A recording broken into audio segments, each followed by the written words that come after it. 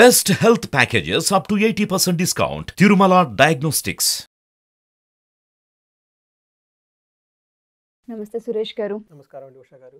2024 సంవత్సరానికి సంబంధించి రాసుల వారీగా మనం చూసుకుంటే మీనరాశి వారికి అసలు ఏ విధంగా ఉండబోతుంది అంటారు?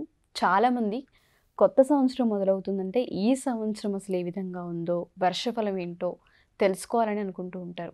ఆరోగ్యరీత్యా తీసుకున్న, వ్యాపార రీత్యా తీసుకున్న, రిలేషన్కి సంబంధించి తీసుకున్న, సంతాన సమస్యగా మనం తీసుకున్న మెరుగుగా ఉందా, ఏమైనా సరి చేసుకోవాల్సిన అవసరం ఉంటుందా, ఏ విషయాల్లో జాగ్రత్తలు తీసుకోవాలని అడుగుతూ ఉంటారు. మరి ఈ మీన రాశి వారికి ఈ సంవత్సరం ఏ విధంగా ఉండబోతుంది అంటారు? అవునండి ఉషా గారు, ఇది చాలా ఇంపార్టెంట్ అన్నమాట. ప్రతి ఒక్కళ్ళు ప్రతి ఎర్లీ మార్నింగ్ లేచిన వెంటనే పంచాంగం చూసుకోవాలి. ఆ రోజు తిది వారం నక్షత్రం ఎలా ఉంది దాన్ని బట్టి వాళ్ళ డే ప్లాన్ చేసుకోవాలి. అదే విధంగా వచ్చేటప్పటికి మనకు వర్షఫలం అని చెప్పేటప్పటికి ఉగాదికి వచ్చేటప్పటికి న్యూ ఇయర్ వచ్చేస్తుంది మనకి తెలుగు ప్రకారం.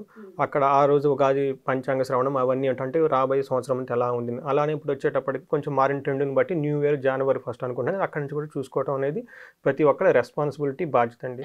మనం ఏమనుకుంటామండి, పంచాంగం చూడటం మన బాధ్యత అనుకుంటామండి. కాదండి, నేచర్ కూడా పంచాంగం వినటం చాలా అవసరం అనమాట. ఎందుకంటే నేచర్లో ఎన్నో కలామిటీస్ ఉంటాయి, అవన్నీ ఉంటాయి అనమాట. తర్వాత పొలిటికల్ కూడా ఇది చాలా చాలా ఇంపార్టెంట్, రాజులకు ఇంపార్టెంట్, ప్రతి ఒక్కరికి, బిజినెస్ పీపుల్కి ప్రతి ఒక్కరికి ఇది ఇంపార్టెంట్. మనకే కాదండి, దేవతలకు కూడా పంచాంగ శ్రవణం ఇంపార్టెంట్. అందుకని మనం పంచాంగ శ్రవణం గుళ్ళల్లో చెప్తాం అనమాట. ఎందుకని గుడి మనకి నేచర్కి, దేవుడికి కూడా అవసరం అవుతుంది అనమాట. సో ఈ గ్రహాల యొక్క బాధ దేవతలకు కూడా ఉంటుంది, గ్రహాల యొక్క అనుగ్రహం వాళ్ళకు కూడా కావాలని చెప్పేసి ఇది ఒక మంచి సాంప్రదాయం, మనం ఉండాలన్నమాట. ఇది తర్వాత వచ్చేటప్పటికి ఈ సంవత్సరం వచ్చేటప్పటికి 12 రాశులకి ఎలా ఉన్నాయి అంటే మనం తెలుసుకుందాము. నేను ఈ రోజు వచ్చేటప్పటికి మీనరాశి, మీరు అడిగినట్లు మీనరాశి గురించి మనం కొంచెం క్లుప్తంగా తెలుసుకుందాం. చాలా ఉంటుంది, బట్ మనం 10 minutes టైం డ్యూరేషన్ ఎంత మ్యాక్సిమం వాళ్ళకి ఇన్ఫర్మేషన్ ఇవ్వగలుగుతాం. ఇలా వచ్చేటప్పటికి ఫస్ట్ వచ్చేటప్పటికి మీనరాశిలో నక్షత్రాలు వచ్చేటప్పటికి పూర్వభాద్ర 4వ పాదం ఉంటుందండి. తర్వాత వచ్చేటప్పటికి ఉత్తరాభాద్ర 1, 2, 3, 4 పాదాలు. తర్వాత వచ్చేటప్పటికి రేవతి 1, 2, 3, 4 పాదాలు ఉంటాయి. పూర్వభాద్ర 4వ పాదం. ఇవి వచ్చేటప్పటికి నక్షత్రాల ప్రకారం. ఇవి కాకుండా పేర్లు ప్రకారం కూడా మనం ఈ నక్షత్రాన్ని అడాప్ట్ చేసుకోవచ్చు. వీళ్ళు వచ్చేటప్పటికి ది, దు, శ్యామ్, జు, దా, దే, దో, చా, చి ఈ అక్షరాలు ఉన్న వాళ్ళ పేర్లు కూడాను, ఆ మోరార్లెస్ ఈ సౌండ్తో ఉన్న లెటర్స్ కూడా, ఆ పేర్లు కూడా మనకి మీనరాశి కింద వస్తాయని చెప్పుకోవచ్చు అనమాట. జనరల్గా మీనరాశికి వచ్చేటప్పుడు ఒక అద్భుతమైన క్యారెక్టర్ వాళ్ళలో ఉంటుందండి. అదేంటంటే ఈ ఒక్క మీనరాశి మాత్రం అన్ని రాశులకి కంపాటిబిలిటీ ఉంటుంది. సో వాళ్ళ ప్రతి ఒక్క రాశి వాళ్ళతోనే కలిసిపోతారు, ఈజీగా ఉంటారు అనమాట. మీనం అనమాట. అందుకని 2 చేపలు ఉంటాయి, ఒకటి పైకి ఒకటి కిందకి చూపిస్తుంది అనమాట. వాళ్ళు చాలా బ్యాలెన్స్డ్గా, చాలా హార్మోనీ, చాలా ఫ్రెండ్లీగా ఉంటారు అనమాట. వాళ్ళు చూడటానికి కూడా చాలా బాగుండి అట్రాక్టివ్గా ఉంటారనమాట. సో వాళ్ళ గురించి మన శాస్త్రాల్లో ఏం చెప్పారంటే అండి, మీనస్తే మృగలాంఛనే పర తనూర్ విద్వాన్ బహు స్త్రీ పతి అని చెప్పారనమాట. దాని మీనింగ్ ఏమంటేనండి, ఈ రాశిలో పుట్టిన వాళ్ళు అంటే చంద్రుడు ఈ రాశిలో ఉన్నప్పుడు ఎవరైతే పుడతారో వాళ్ళని మీనరాశి కింద వస్తారనమాట. వాళ్ళకి ఏం చెప్తారంటే శ్రేష్టమైన శరీరం ఉంటుందండి, అట్రాక్టివ్ బాడీ ఉండి చక్కగా హ్యాపీగా ఉంటారనమాట. మంచి విద్వాంసుడు, హైలీ ఎడ్యుకేటెడ్, నాలెడ్జబుల్గా ఉంటారనమాట. వచ్చేటప్పటికి వీళ్ళు అందరితో కలిసిపోతారండి. వీళ్ళు స్త్రీలతో కలిసిపోతారని యాక్చువల్గా ఇందులో పెట్టారు, బట్ నేను ప్రాక్టికల్గా చూసినప్పుడు వాళ్ళకి చాలా ఫ్రెండ్లీగా ఉండి అందరితో చాలా హార్మోనియస్గా ఉంటారనమాట. కొన్ని సందర్భాల్లో ఫిషీ అని కూడా అంటాం. వాళ్ళు షేక్ హ్యాండ్ ఇవ్వమన్నా కానివ్వండి ఇలానే ఇస్తారు, ఇలా క్లోజ్ చేయరు వాళ్ళు. అంటే చాలా బ్యాలెన్స్డ్గా ఉండేసి వెళ్తూ ఉంటారని చెప్పేసి ఉంటారనమాట. ఇది మనకి మీనరాశి వాళ్ళకి జనరల్గా మనకు శాస్త్రాలు చెప్పిందనమాట. ఈ సంవత్సరం వాళ్ళకి వర్షఫలం వచ్చేటప్పటికి, ఈ యాన్యువల్ న్యూ ఇయర్ వచ్చేటప్పటికండి వాళ్ళది ప్లానెట్ పొజిషన్ చూసుకుంటే అండి, మీనరాశిలో ఆ రాశిలోనే రాహు ఉన్నారండి. సో అది కొంచెం వాళ్ళకి ట్రబుల్ చేసే, ఇబ్బందికరంగా ఉంటుంది. తర్వాత 7th హౌస్లో వచ్చేటప్పటికి రాహు కేతు యాక్సెస్ ఉంటుంది, అది ఒకటి. రెండోది వచ్చేటప్పటికి రాశిలో వచ్చేటప్పటికి గురువు గారు జూపిటర్ ఉన్నారనమాట. తర్వాత మోస్ట్ ఇంపార్టెంట్ వచ్చేటప్పటికి మనం శని గురించి ఎక్కువ చెప్పుకోవాలన్నమాట. వర్షఫలం చెప్పుకునేటప్పుడు, ఇయర్లీ హారోస్కోప్ చెప్పుకున్నప్పుడు వాళ్ళు వచ్చేటప్పటికి 12th హౌస్లో ఉన్నారండి. సో వీళ్ళకి వచ్చేటప్పటికి శని వచ్చేటప్పటికి అంత ఫేవరబుల్గా లేరని చెప్పుకోవాలి, రాహుకేతు కూడా అంత ఫేవరబుల్గా లేరని చెప్పుకోవాలి. ఉన్న ఒక గురువు గారు మాత్రం కొంచెం ఫేవరబుల్గా ఉన్నారు, అది కూడా మే వరకే.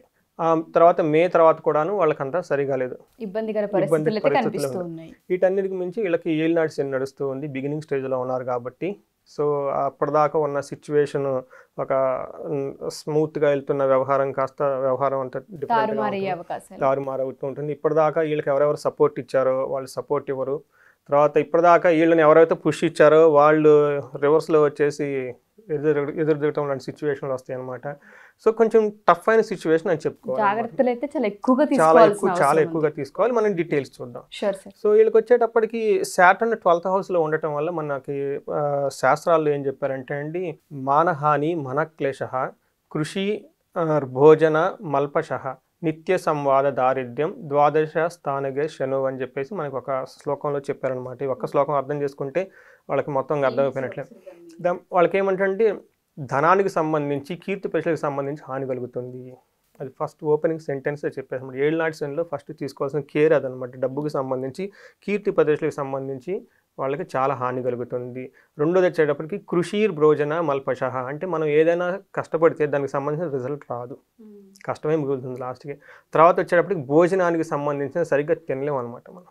సో ఈ డిఫికల్ట్ సిచ్యువేషన్తో ఈ ప్రాబ్లమ్స్ వల్ల వాళ్ళు భోజనం తిన్నా కానీ వాళ్ళు భోజనం చేయడానికి టైం ఉండదు, తిన్నా కానీ అది సహించదు అని చెప్పేసి మనకు చెప్తాను. నిత్య సంవాదం, ఎప్పుడు ఎవరో ఒకరితో ఆర్గ్యుమెంట్లు చేసుకునే టైం ఇప్పుడు అనమాట. అది ఎందుకంటేనండి ఇప్పటిదాకా మనకి హెల్ప్ చేసిన వాళ్ళు, ఇప్పటిదాకా ఒక స్మూత్గా వెళ్తున్న వాళ్ళు మనకి సడన్గా హెల్ప్ చేయటం ఆఫ్ చేస్తారు. దాంతో మనకి రియాక్ట్ అవుతాం వాళ్ళ మీద, ఆ సిచ్యువేషన్ మీద, ఆ ప్రాజెక్ట్ మీద, మనుషుల మీద రియాక్ట్ అయిపోయి తెలవకుండా మనం వాళ్ళని అరవటం, వాళ్ళు మనకి తిరిగి రివర్స్ ఇవ్వటం, ఇవన్నీ జరుగుతూ ఉంటాయి. సంవాదం ఇప్పుడు జరుగుతూ ఉంటుంది అనమాట. అందుకని చెప్పేసి దారిద్ర్యం ఇప్పటి నుంచి వాళ్ళకి అన్ని రివర్స్లో రావడం స్టార్ట్ అయిపోతూ ఉంటుంది అనమాట. ఇది వచ్చేటప్పటికి సాటర్న్ వాళ్ళకి 12th హౌస్లో ఉండడం వల్ల ఇది వాళ్ళకి ఏమవుతుందంటే 7 నాటి శని స్టార్టింగ్ ఫేజ్ అనమాట. సో 7 నాటి శని ఇప్పుడు మనకి కుంభరాశి మకర రాశి వాళ్ళకి కూడా ఉంది. కాకపోతే వాళ్ళు ఆల్రెడీ ఎక్స్పీరియన్స్ అయి ఉన్నారు కాబట్టి ఈ సిచ్యువేషన్ ఈ పడిన దెబ్బలకి వాళ్ళు కొంచెం రాడ్ తెలిసి చక్కగా ఉన్నారు. పాపం వీళ్ళు కొత్తగా ఇప్పుడే ఈ స్టేజ్ స్టార్ట్ అవ్వటం వల్ల ఇప్పటిదాకా ఉన్న ఈ సిచ్యువేషన్ సడన్గా మారిపోయిన సిచ్యువేషన్ డైజెస్ట్ చేసుకోలేక చాలా ఇబ్బంది పడిపోయే ఉంటారనమాట. తర్వాత వచ్చేటప్పటికి 2nd హౌస్లో జూపిటర్ ఉన్నారు. ఇది కొంచెం వాళ్ళకి బెనిఫిట్ ఇస్తుంది అనమాట. దానివల్ల ఏమవుతుంది, 2nd హౌస్లో జూపిటర్ ఉండటం వల్ల మనస్సౌఖ్యం యశోవృద్ధి.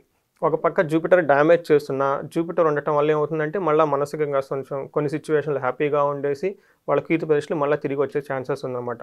తర్వాత సౌభాగ్యం చ ధనాగమం, ఇలా డబ్బులు పోతున్నా కానీ మళ్ళీ డబ్బులు ఓపెనింగ్ ఎంట్రీ ఉంటుందన్నమాట. తర్వాత ధర్మ వ్యయం, వచ్చిన డబ్బులు ధర్మానికి ఖర్చు చేస్తూ ఉంటారనమాట. మనస్సౌఖ్యము ఇవన్నీ చెప్పేసి గురువు ఉండటం వల్ల, అయితే ఈ గురువు వాళ్ళకి త్రూ అవుట్ ఇయర్ ఉండడండి, మే వరకు మాత్రం ఈ రిజల్ట్ ఇస్తారు. ఈ మే వరకు ఒక పక్క శని డ్యామేజ్ చేస్తున్నా కానీ గురువు వచ్చేటప్పటికి హెల్ప్ చేస్తూ ఉంటారు. కానీ మే తర్వాత వచ్చేటప్పటికి గురువు గారు కూడాను ఈ విల్ గో ఆల్సో రివర్స్ అనమాట. అంత మంచి రిజల్ట్స్ ఎవరు వాళ్ళకి అక్కడ ఏం అతి క్లేశము అంటే మెంటల్గా ఎక్కువ టెన్షన్ గురువు గారు పెడుతూ ఉంటారనమాట. నెక్స్ట్ బంధువైరం, తర్వాత వీళ్ళ బంధువైరం అంటే ఏం చేస్తాం, రిలేటివ్స్తో వాళ్ళతో ఎక్కువ గొడవలు పడుతూ ఉంటాం అనమాట. తర్వాత దారిద్ర్యం, ఆల్రెడీ శని దారిద్ర్యాన్ని ఇస్తున్నాం, మళ్ళీ వీళ్ళు కూడా దారిద్ర్యాన్ని ఇచ్చేస్తారు. దేహ పీడనము, ఫిజికల్గా చాలా ఎక్కువ చాలా టైర్డ్నెస్ అవన్నీ వాళ్ళకి వచ్చేస్తుంటాయి అనమాట. ఉద్యోగ భంగం, ఉద్యోగం ఏదైనా చేస్తుంటే దాంట్లో డిస్టర్బెన్స్ రావటం, అనవసరంగా గొడవలు రావటం, ఇవన్నీ జరుగుతూ ఉంటాయి అనమాట. మే నుంచి యాక్చువల్గా వాళ్ళకి చాలా టఫ్, అంటే అటు శని కానివ్వండి ఇటు గురువు గారు కానీ వాళ్ళకి మంచిని ఇవ్వటం లేదు. సో ప్రతికూలమైన పరిస్థితులు ఇస్తూ ఉన్నారు, నెగిటివ్ ఎఫెక్ట్స్ ఇస్తూ ఉన్నారని గుర్తుపెట్టుకోవాలి. వీటితో పాటు ఇంకొకటి ఏమంటారంటే అది ఏదో అంటూ ఉంటారు, మూలిగనక మీరు తాటికి అన్నట్లు ఈ ప్రాబ్లమ్స్లో కూడా రాహు కేతు కూడాను వీళ్ళకి అనుకూలంగా లేరు అని చెప్పాలన్నమాట.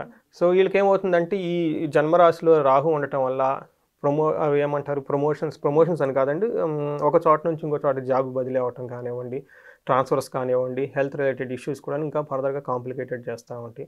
తర్వాత కేతు ఉండటం వల్ల ఏమంటే రోగాలకు సంబంధించి అనవసరమైన కలహాలు, కష్టాలు, తర్వాత ఉన్నటువంటి భయం రావటం, తర్వాత తనలో ఉన్న కాన్ఫిడెన్స్ అంతా లేకపోవటం, ఇదంతా వచ్చేటప్పుడు కేతు.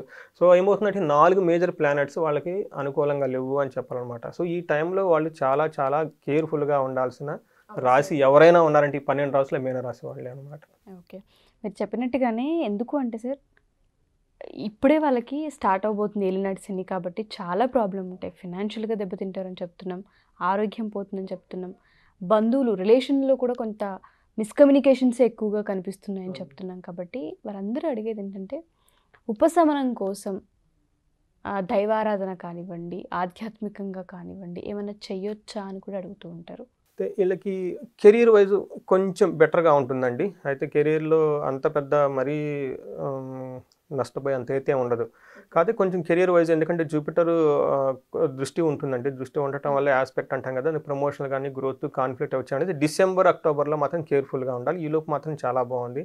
ఆ తర్వాత వచ్చేటప్పుడు మీరు హెల్త్ అన్నారు కాబట్టి హెల్త్కి వీళ్ళకి అప్స్ అండ్ డౌన్స్ ఉంటుందండి. రాహుకేతు ఉండటం వల్ల, శని ఉండటం వల్ల ఐ రిలేటెడ్ డిసీజెస్ రావటం కానివ్వండి, కాళ్ళకి పేలు కానీ, మోకాళ్ళ నొప్పులు కానివ్వండి, కింద పట్టడం కానీ, ఇంజరీస్ అవ్వటం కానీ ఇవి జనరల్గా జరుగుతూ ఉంటాయండి. తర్వాత వచ్చేటప్పటికి ఏప్రిల్ మే నెలలో చాలా కేర్ఫుల్గా ఉండాలండి. ఏప్రిల్ మే నెలల్లో ఇవి సెన్సిటివ్ పాయింట్ అని చెప్పాలి. తర్వాత వీళ్ళకి మ్యాండేట్ అండి, ఎవరికైనా సరే ఏలినాడు శని నడుస్తుంటే వాళ్ళు సూర్య నమస్కారాలు చేయటం, మెడిటేషన్ చేయటం, యోగా చేయటం, తర్వాత న్యూట్రిష్ ఫుడ్ తీసుకోవటం, వీటన్నిటికి మంచి సేవ ఎక్కువ చేయాలి. సో అనవసరంగా వాళ్ళతో వెళ్తే గొడవలు పడే బదులు అండర్ ప్రివిలేజ్ పీపుల్ ఉంటారు కదండి, అనాథలకి, వాళ్ళ దగ్గరికి వెళ్ళి సేవ చేస్తూ ఉంటే శనికి చాలా బాగా నచ్చుతుంది అనమాట. తర్వాత వచ్చేప్పటికి ఫ్యామిలీతో ఎలా ఉండాలంటేనండి, వీళ్ళకి ఫ్యామిలీతో గురువు గారు ఉండటం వల్ల ఒక రకంగా మంచి రిలేషన్షిప్ మెయింటైన్ చేస్తూ ఉన్నా బ్యాక్ బైటింగ్ ఎక్కువ ఉంటుంది అనమాట. శని వచ్చేటప్పటికి హార్మోనీ లేకుండా అన్ని ప్రాబ్లమ్స్ క్రియేట్ చేస్తూ ఉంటారు. అందుకని వీళ్ళు ఎంత ఇటు పక్కన ఒక హ్యాండ్తో చాలా మంచి రిలేషన్షిప్ మెయింటైన్ చేస్తున్నా, ఇంకో సైడ్ వచ్చేటప్పటికి వాళ్ళకి అన్ని ప్రాబ్లమ్సే ఉంటాయని చెప్పాలి. తర్వాత ఫిబ్రవరి మార్చిలో వీళ్ళు బాగా ఇరిటేషన్ పడుతూ ఉంటారు అనమాట. సో అది వాళ్ళ ప్రాబ్లం అనుకోకూడదు, వీళ్ళ గ్రహస్థితి వాళ్ళు వీళ్ళే వాళ్ళ మీద గొడవ పట్టడం అన్నీ చేస్తూ ఉంటారు. మదర్స్ రిలేటెడ్ హెల్త్ ఇష్యూస్ కొంచెం మిడిల్ ఆఫ్ ది ఇయర్లో ఎక్కువగా ఉంటుంది, మరి జూన్ జూలైలో. రిలేషన్షిప్ సిబ్లింగ్స్తో ఓవరాల్గా బాగుంటుంది. సో ఇవి వచ్చేటప్పటికి ఫ్యామిలీ రిలేటెడ్. మనీ వచ్చేటప్పటికి ఆల్రెడీ అప్స్ అండ్ డౌన్స్ అండి. ఎంత డబ్బులు వస్తాయి అంత డబ్బులు పోతాయి అనమాట. చాలా ఎక్స్పెండిచర్ ఉంటుంది, మీకు వచ్చే ఆదాయం కంటే ఖర్చులు విపరీతంగా ఉండిపోతాయి. ఆగస్టులో వచ్చేటప్పుడు చాలా క్రిటికల్ టైంలో, తర్వాత మే నుంచి ఆగస్టులో ఎక్కువ వీళ్ళు డబ్బులు ఖర్చు పెట్టే ఛాన్సెస్ ఎక్కువ ఉందండి. ఇది తర్వాత ఇప్పుడు జనరల్గా మీరు అడిగారు కదండి, ఇప్పుడు పరిహారాలు అవన్నీ ఏం చేయాలి, వీళ్ళకి ఏలినాటి శని నడుస్తుందండి. వీళ్ళకి ఇప్పటిదాకా ఉన్న లైఫ్ గురించి ఉన్న పారాడైమ్ వేరండి, ఇప్పుడు ఉండబోయే వాళ్ళ లైఫ్ గురించి ఉన్న దృక్పథంగా సిచ్యువేషన్ డిఫరెంట్ ఉందని ఫస్ట్ గమనించుకోవాలండి. సో మనకి ఈ టైప్ సిచ్యువేషన్ ఉందని ఫస్ట్ మనం తెలుసుకుంటే అదే 50% రెమెడీ. ఎగ్జాక్ట్లీ, ఏంటంటే జాగ్రత్త పడుతూ ఉంటాం అండ్ డిసప్పాయింట్ అయిన ప్రతిసారి తెలుస్తూ ఉంటుంది పరిస్థితులు ప్రస్తుతానికి బాగాలేదు అని. ఫస్ట్ అదొక క్లారిటీ ఉంటుంది. ఈ జ్యోతిష్యం, ఈ ఆస్ట్రాలజీ వల్ల బెనిఫిట్ అదండి, మనకు తెలుస్తుంది ఇది ఉంది. సో ఇది మనకు అనుకూలమైన టఫ్ కాదు, ఇది మనం చాలా హార్డ్ వర్క్ చేయాల్సిన టైం, డిసిప్లైన్గా ఉండాల్సిన టైం. ఈ టైంలో 3 ప్రిన్సిపల్స్ చెప్తారండి, బేసిక్ ఫండమెంటల్ ప్రిన్సిపల్స్. న్యూ ప్రాజెక్ట్స్ని, న్యూ బిజినెస్ని ఏది టచ్ చేయకూడదండి. New projects and new business ఉన్నదాన్ని చక్కగా నడుపుకుంటా పోవాలి. స్మార్ట్ వర్క్ చేయకూడదండి. సో శనికి స్మార్ట్ అంటే నచ్చదు, ఎలా వచ్చేస్తారు అలా వచ్చేస్తారు, ఒక ఫోన్ చేసేద్దాం అదేముంది అన్నట్టు గ్రాంటెడ్గా అయితే తీసుకోకూడదు. తర్వాత హెవీ ఇన్వెస్ట్మెంట్, మనీ రిలేటెడ్ చాలా చాలా కేర్ఫుల్గా ఉండాల్సి 3 ఫండమెంటల్ ప్రిన్సిపల్స్ ఆడేస్తారు టైంలో. తర్వాత మిగతా వాటికి శని బాగానే సపోర్ట్ చేస్తారు. తర్వాత వీళ్ళు వచ్చేటప్పుడు main simple and easiest remedy ప్రతి ఒక్కరు చేయాల్సింది ఏంటంటే సాడేసే టైంలో హనుమాన్ చాలీసాని రికమెండ్ చేస్తారండి. ఎందుకంటే అది 4 minutes 5 minutes పడుతుంది. అది 3 పూటలు చదివితే ఇంకా మంచిది, అట్లీస్ట్ ఉదయం సాయంత్రం చదివితే ఇంకా మంచిది, అట్లీస్ట్ మార్నింగ్ అన్నా చదవండి. తర్వాత ఈ వర్షం వచ్చేటప్పటికి రావి చెట్టుకి వీళ్ళకి దీపారాధన చేస్తే చాలా కలిసి వస్తుంది. ఎందుకంటే జూపిటర్ కూడాను వీళ్ళకి మే తర్వాత అనుకూలంగా లేరు కాబట్టి అండి. ఆ తర్వాత వచ్చేటప్పటికి వీళ్ళు ఎక్కువ ఆశ్రమాలని, మఠాలని, తర్వాత గురువుల్ని వీళ్ళని ఎక్కువ విజిట్ చేస్తే యోగా, మెడిటేషన్, స్పిరిచువల్గా ఉంటే ఈ అనవసరమైన mental tensions, relationship harmony issues ఇవంతా వాళ్ళకి చాలా అనుకూలంగా ఉంటుంది. తర్వాత మనీ వచ్చేటప్పటికి అట్లీస్ట్ ఇన్ఫ్లో మనకి ఎంత కావాలో అంతవరకు వచ్చడానికి ఎటువంటి ఇబ్బంది లేకుండా ఉంటుందని చెప్పేసి మనకి రెమెడీస్లో మన స్క్రిప్చర్స్లో అన్నీ మెన్షన్ చేస్తున్నారండి. ఇది క్లుప్తంగా అబౌట్ మీనరాశి గురించి అండి. Thank you so much sir. మీరు అన్నట్టుగానే ఫస్ట్ ఏం జరుగుతుంది జీవితంలో అని తెలుసుకునే ఒక మంచి మార్గం స్పిరిచువల్ అని చెప్పుకోవచ్చు. అది తెలుసుకున్న దానివల్ల ఏంటంటే జాగ్రత్తలు తీసుకునే అవకాశం అండ్ దాంతోపాటు వే కనిపిస్తూ ఉంటుంది. పర్సనల్గా ఎవరికైనా అపాయింట్మెంట్ కావాలి అనుకుంటే కొంతమందికి ఇటువంటివి విన్న తర్వాత సంవత్సరాంతం ఏ విధంగా ఉంటుందని తెలుసుకున్న తర్వాత జాగ్రత్తల కోసం మన దగ్గరకు వస్తుంటారు.